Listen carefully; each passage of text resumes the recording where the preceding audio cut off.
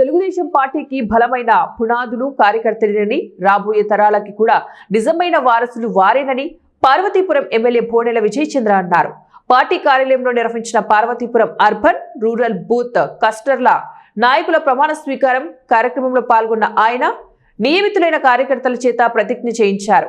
అనంతరం ఆయన మాట్లాడుతూ, దేశంలోని ఏ పార్టీకి లేని బలమైన కార్యకర్తల వ్యవస్థ టీడీపీకే ఉందని అన్నారు. వ్యవస్థాపకులు నందమూరి తారక రామారావు, ముఖ్యమంత్రి చంద్రబాబు నాయుడు నాయకత్వంలో పార్టీ బలమైన శక్తిగా రూపుదిద్దుకుందని అన్నారు. కాలానికి అనుగుణంగా దేశకాల వ్యవస్థలను బట్టి మార్పులు చేసుకుంటూ ప్రజల అభివృద్ధి సంక్షేమమే లక్ష్యంగా పనిచేస్తుందన్నారు. ఆధునిక కాలంలో యువతకు ప్రోత్సాహాన్ని ఇస్తూ ఎన్నడూ లేని విధంగా వారికి పదవులు ఇవ్వడమే కాకుండా సీనియర్లను గౌరవిస్తూ వారి సేవలను పార్టీకి వినియోగించుకుంటూ దూసుకుపోతోందన్నారు.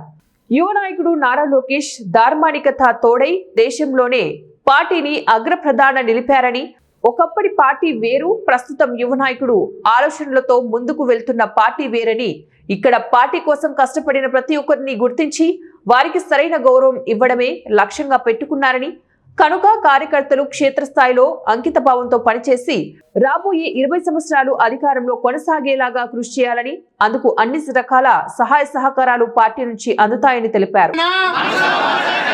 నిరంతరం పాటుపడుతూ నిస్వార్థంగా అంకిత భావంతో తెలుగుదేశం ప్రతిష్టను